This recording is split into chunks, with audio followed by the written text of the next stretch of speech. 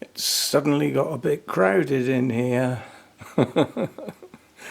It's got to be done. It's probably only for tonight, and then we'll just wait and see how the weather goes. But tonight, this morning when I got up, I put the thermometer outside and it was 5 degrees. That's pushing my luck. Yeah, I took a risk last night thinking that we're usually a couple of degrees above what they say. Well, unfortunately, they got it right. 5 degrees is not enough to kill Cymbidiums, so they'll be okay. Now, I got this in by having to go around the house. I lifted the front end in through the door and it blocked the doorway. I couldn't get out to lift the back end up, so I had to go around the house quickly and lift the back end up before I lost all the flipping heat out of here. But you can see how big it is, so obviously this is going to take some thinking when it has to come in permanently for the winter. As I said, for tonight, the forecast is down to 1 or 2 degrees outside, which will give us a frost. So they have to come in for tonight. And then hopefully the forecast, the cold spell, the jet stream's going to move. So during tomorrow, it's going to move and we will start getting a warm airflow again, so the night temperatures won't drop down so much. So hopefully they can go back outside until such time as the low night temperatures are a permanent threat, in which case this thing has got to be accommodated in here for the winter. Now, luckily, it does this, and it does it very easily. These are lovely casters. So although it's going to be in the way, and my main worry, my real worry, is the heater. Now for tonight, we're okay because there's nothing on the bottom shelf. I put the others over there, the ones that were on the bottom shelf. So for tonight, the heater being there, pointing at it, won't matter. But when this comes in permanently, the heater's got to have a clear run. I can't have the heater blowing directly on plants. So obviously if there's going to be plants on that bottom shelf, it can't go in front of the heater. So it's got to go over to one side. For tonight, it can go there. And if I move the dehumidifier a bit, like that, that gives off a bit of heat. And then this can go over like that. And that way the heater will bypass it. So that will do for tonight. I tell you what, now they've come inside and you can view, you get the perspective now they've come inside. Look how big they've grown. The size of these things. I mean, okay, they seem bigger because they're up high, but you know, they have grown, haven't they? I suppose we ought to have a quick look, see if we've got any spikes yet. I don't think we have. I mean, Insa's got signs of, so I can't spin them round because they're wired on, which is a shame, but for now anyway. They'll obviously see, this is my worry. I know they're only coming in for one night, but oh, so I thought that was a snail. It's an acorn. Right, where were we? I don't see any spikes. No sign of any spikes on that one. What about on here? The bits I can see. Don't think so. Not yet. This one we've just looked at. Nothing there. This one. Can't see anything. I'm not bending down to have a look at the ones on the floor, but we can slide this over and have a look around the other side of the pots. No. Definitely nothing on that one yet. I can't see anything on this one yet. And nothing on this one yet. And probably nothing on this one yet. No. I mean, I've still got maturing new growths. So, you know, it is a little early for me on mine, apart from, is that the yellow one? job to read it, the sun's faded them. Yellow, yes, that's the yellow one. This is the one that was in bloom the earliest. So this is the one most likely to get spikes earliest, but it's still maturing growths at the moment, so it'll still be a bit early. We shall see. Anyway, that's got the thing in, and that's puffed me out as well.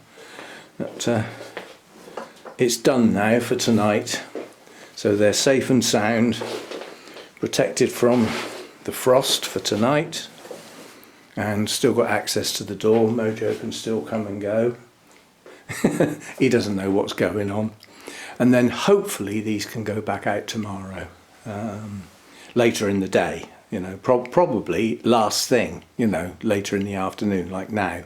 It's coming up to tea time now. So, well, there we go. They're in, they're protected, and yeah, as I say, they've grown a bit, haven't they? It's funny when you get a dead leaf on an old bulb. When you've got nice green leaves everywhere and you get one like that, it spoils the whole look, doesn't it?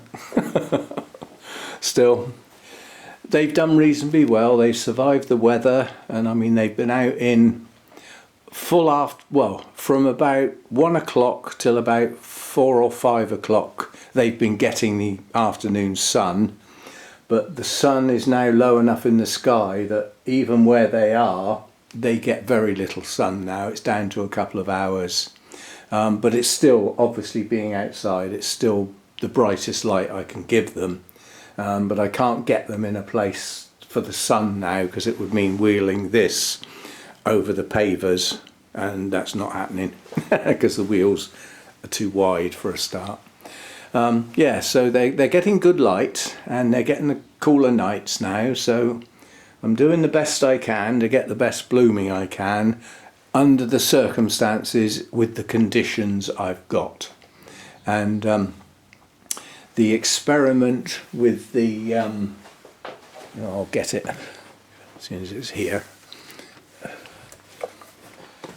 I got this specifically for the Cymbidiums, and I shall start feeding them with that as soon as I see spikes. And that will encourage the spike type of growth from the plant because there's very little nitrogen in that. So the actual, you know, leaf type growth will slow right down through lack of the correct nutrition to generate that sort of growth. And then the balance of the other two, the P and the K, is geared up to blooming and fruiting and that type of thing. So hopefully it's supposed to encourage shorter spikes, therefore the blooms are more squashed together, so they put on a better show, and much more vibrant, brighter colours plus larger blooms. That's what that's supposed to do. Well, we're not going to know unless we try it. I have my doubts. There's a big question mark sticking out the top of that. I have my doubts, but there's an awful lot of people have said that they've tried bloom boosters and they just don't work, and others have said they do exactly what it says on the tin. So I doubt if you can read that, but you can always pause it and zoom in. But I'm not reading it out because I can't read it either, it's too small.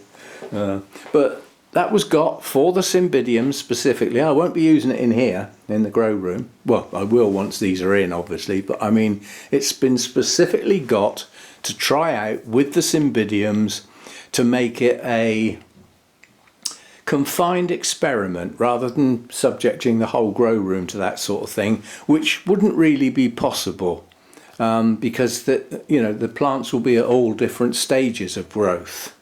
You know, some will be pushing up young, strong growth. Well, that's totally the wrong type of fertiliser for that type of growth. So this is purely for the Cymbidiums, and I will be using it as and when they show signs of spikes starting. And then from that point on, that particular plant will get that feed. But at the moment, they're still getting my normal, my normal MSU feed. So And at the end of this month I shall be going to Bournemouth Orchid Society show, I hope, and depending on what sellers are there and what they're selling, I might be able to get the Akerns Rain Mix, which will replace the MSU that I've got, because it's old and tired, and the last lot I had, that went all soggy, and I've had to get some more out of the main tub, which meant I've looked inside the main tub and there's not a lot left. So I'll be switching to the Akerns Rain Mix when I can get hold of some. If I don't get it at the Bournemouth show, I will definitely get it at our show in October, because I know Peter White's coming to that. I don't know whether he's going to the Bournemouth one or not, but somebody else might be selling it, you know, if he's not. So we'll see how we go. So yeah, just a quick look at this jungle that's just been dragged inside. But it's done the job. I mean, these have been subjected to quite high winds and heavy rain and everything like that. The leaves are still looking good, and obviously with the plants wired on, you know, they haven't blown off. The 3 that were on the bottom shelf, 2 of those went over in the very high wind. The little miniature one, that's why I put it inside a clay pot. That stopped that happening. And the tall one actually blew off the shelf as well. Lost a bit of its media, but you know, I put it back in. So they haven't done bad out there, you know, they've been subjected to all the weather. And when the sun was strong, you know, the wheels came in handy, because I could wheel them into the sunshine later in the afternoon so that they got some but didn't get the midday sun. And then the light, you know, the sun moves, changes its direction, gets lower in the sky, and we're at the position now where the patio just doesn't get any sun anymore. I think it just gets a couple of hours later, mid-afternoon, something like that, which they will be in if the sun's out. So anyway, I'm going to go in and think about getting something to eat. So see you next time. Thanks for dropping by.